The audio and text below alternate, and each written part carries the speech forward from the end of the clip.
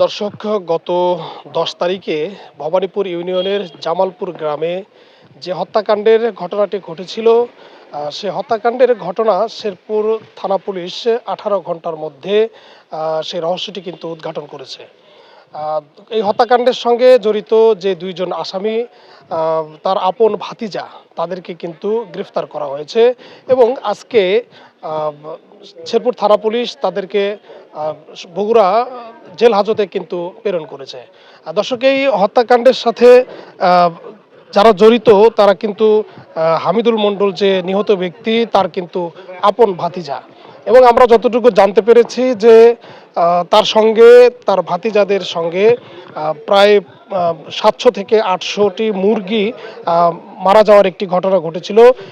তার ভাতিজারা কিন্তু এই হামিদুল মণ্ডলকে সন্দেহ করেছিল যে তার চাচাই সেগুলো আসলে মেরে ফেলেছে, এরকমটি আসলে ঘটনা ঘটেছে। আরেকটি ঘটনা আমরা জানতে পেরেছি যে তাদের সঙ্গে জমি জমা নিয়ে একটি ভাগাভাগির বিষয় নিয়ে একটি দ্বন্দ্ব ছিল। সে কারণেই গত ১০ তারিখে হামিদুল মণ্ডলকে তার আপন দুই ভাতিজা আতিক হাসান এবং সিয়াম নামের আপন দুই ভাতিজা, তাকে প্রথমে তাকে বেগুনের খেতে নিয়ে হত্যা করে এবং যে সরঞ্জামি দিয়ে হত্যা করা হয় সেগুলোর মধ্যে রয়েছে দড়ি ব্যবহার করা হয়েছিল, তার গলায় ফাঁস দিয়ে এবং মাথায় আঘাত করে, পিঠে আঘাত করে তাকে মারা হয়েছে। এবং যে বেগুন ক্ষেত থেকে তাকে কিন্তু পাশেই কিছু দূরে একটি ধান খেতে ফেলে রেখে গিয়েছিল, তাকে সেখান থেকে বহন করেছিল একটি মই, অর্থাৎ মই ব্যবহার করা হয়েছিল। তাকে টেনে নিয়ে এসে ধান খেতে ফেলে রাখা হয়েছিল। এবং আমরা আরও জানতে পেরেছি যে গত গত ১০ তারিখে তাকে রাত্রের বেলায় হত্যা করা হয়েছে এবং সকালে ১১ তারিখ সকাল ভোরবেলায় হামিদুল মণ্ডলের মরদেহটি বগুড়া শেরপুর উপজেলার যে ভবানীপুর ইউনিয়নের জামালপুর গ্রাম রয়েছে, সে জামালপুর গ্রামের বাহিরে, অর্থাৎ চড়ার মধ্যে তার লাশটি পড়েছিল। গতকাল পুলিশ, শেরপুর থানা পুলিশ, শেরপুর থানার ওসি মোহাম্মদ ইব্রাহিম আলী এবং দারোগা সাইফ আহমেদ এবং বিকাশ চন্দ্র, ওনারা কিন্তু এই অভিযান চালিয়ে এবং খুবই ইন্টেলিজেন্টভাবে তারা কিন্তু এই হত্যাকারীদেরকে কিন্তু গ্রেফতার করতে সক্ষম হয়েছে। এবং এই চাঞ্চল্যকর হত্যাকাণ্ডের সঙ্গে যারা জড়িত, তাদেরকে গ্রেফতার করে সে থানা পুলিশ কিন্তু জেল হাজতে প্রেরণ করেছে এবং পরবর্তীতে এর সঙ্গে আরও কোনো আসামি জড়িত আছে কিনা তাদের কিন্তু ধরার জন্য পরবর্তীতে তাদেরকে রিমান্ড চাওয়া হবে এবং সেখান থেকে আরও তথ্য পাওয়া গেলে সেগুলো কিন্তু সাংবাদিকদেরকে দেওয়া হবে, এমনটি কিন্তু বলছেন শেরপুর থানার ওসি মোহাম্মদ ইব্রাহিম আলী।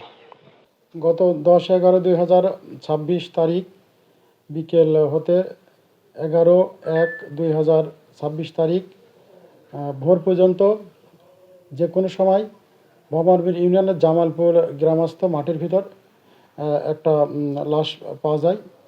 আমরা খবর পাওয়ার ঘটনাস্থলে যাই এবং লাশ উদ্ধার করে থানায় নিয়ে আসি। থানায় নিয়ে এসে লাশের যাবতীয় কাজ সম্পন্ন করে আমরা লাশটি ময়নাতদন্তে বগুড়াতে প্রেরণ করি।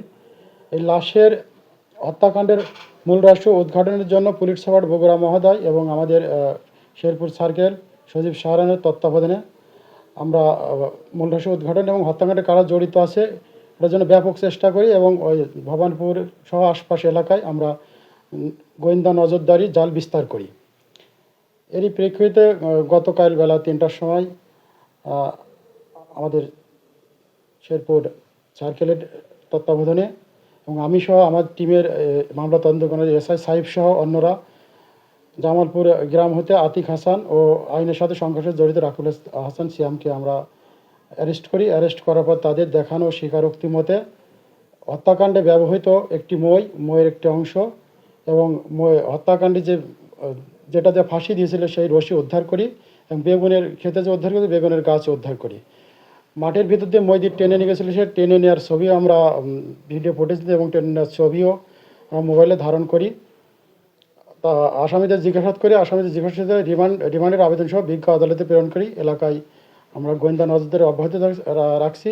এই ঘটনার সাথে আরও কেউ জড়িত আছে কিনা এবং আরও কোনো ঘটনা আছে কিনা সেটা বের করার জন্য আমরা সর্বাত্মক চেষ্টা করছি।